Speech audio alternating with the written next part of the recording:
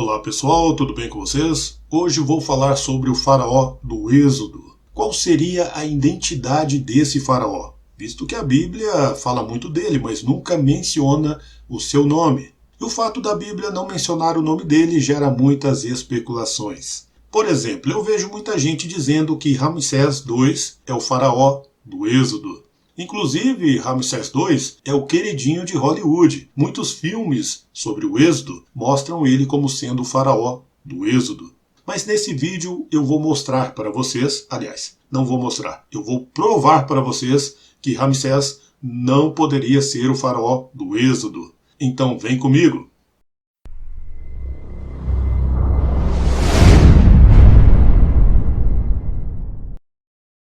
Porque, afinal de contas, Ramsés não poderia ser o faraó mencionado no livro do Êxodo? A resposta é bem simples. Ele ainda nem era faraó naquela época. Para quem não sabe, a Bíblia fornece uma forma do leitor descobrir a data exata do Êxodo. Em 1 Reis 6:1, a Bíblia diz que Salomão começou a construir o templo no ano 480 depois do Êxodo, durante o 4º ano de seu reinado. O 4º ano do reinado de Salomão foi em 966 a.C. Então, se somarmos 966 mais 480 anos, chegamos em 1446 a.C., a data do Êxodo, de acordo com a Bíblia. Por isso mesmo, Ramsés não poderia ser o faraó do Êxodo, pois Ramsés só se tornou faraó em 1279 a.C., ou seja, mais de 160 anos após a data do Êxodo. Mas quem, afinal de contas, era o faraó naquela época, em 1446 a.C.? De acordo com o historiador Flávio Joséfo, o faraó Tutamés II morreu na época em que Moisés fugiu do Egito, e seu filho Tutamés III assumiu o trono. Esse era o faraó que governava na época do Êxodo. Portanto, poderia ser o faraó que a Bíblia tanto menciona. Inclusive, tem uma curiosidade sobre ele.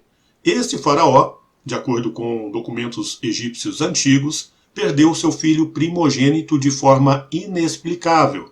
É assim que os documentos dizem, que ele perdeu o filho primogênito de forma inexplicável. E a gente sabe que o faraó do Êxodo perdeu seu filho primogênito durante a 10ª praga. O filho primogênito que morreu se chamava Amenemhat. Só que tem um detalhe, né? Sempre tem um detalhe para deixar a coisa mais complicada, não é mesmo? Como Tutamés III tinha perdido o seu filho primogênito, ele passou seu reinado para seu outro filho, chamado Amenófis II, que era filho dele com uma esposa secundária. E Amenófis II também perdeu seu filho primogênito.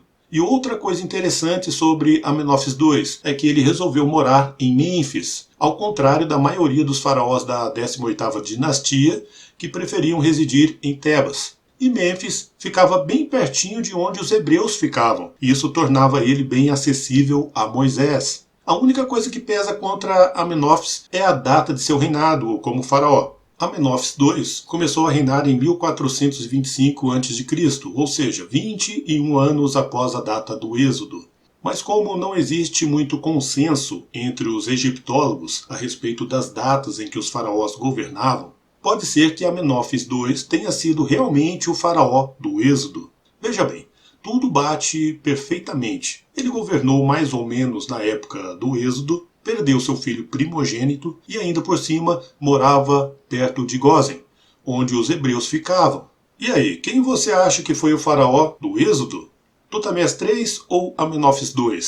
E já que estamos falando em histórias antigas, gostaria de mostrar para vocês o meu novo e-book sobre arqueologia. Nesse e-book eu mostro vários achados arqueológicos que apoiam as histórias mencionadas na Bíblia. Vou deixar o link desse livro na descrição, caso você se interesse por ele. É bem baratinho, viu? E vou deixar também os links dos outros livros que escrevi. Um abraço e até o próximo vídeo.